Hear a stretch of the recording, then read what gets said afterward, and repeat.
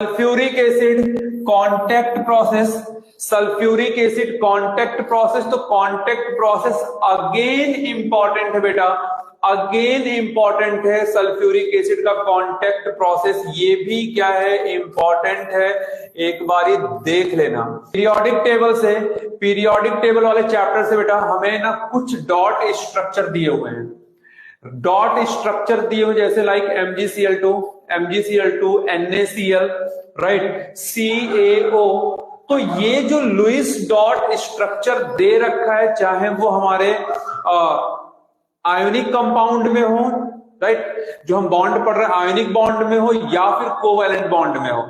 देख के जाना, देख के जाना। एक क्वेश्चन आपके एग्जाम में 101% रहेगा बेटा।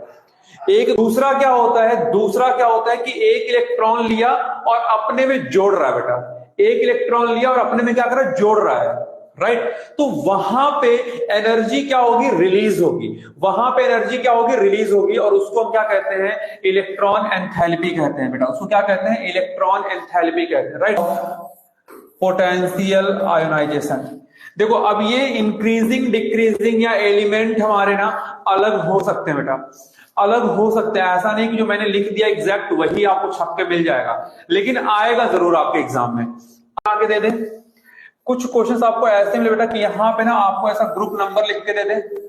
राइट, ऐसा आपको यहाँ पे ऐसा कुछ ग्रुप ऐसा लिख के दे दे, यहाँ पे ना ऐसे कुछ आपको एलिमेंट लिख के दे दे कि यहाँ पे X है, यहाँ पे Y है, यहाँ पे G है, यहाँ पे ग्रुप का नाम लिखा हुआ है, ग्रुप नेम,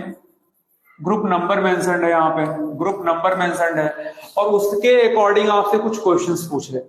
उसके अकॉर्डिंग ना आपसे कुछ क्वेश्चंस पूछ ले, तो इस टाइप का भी क्वेश्चन आने का चांस बेटा ना 99% है, आने का चांस ना 99% है। एक इलेक्ट्रोलिसिस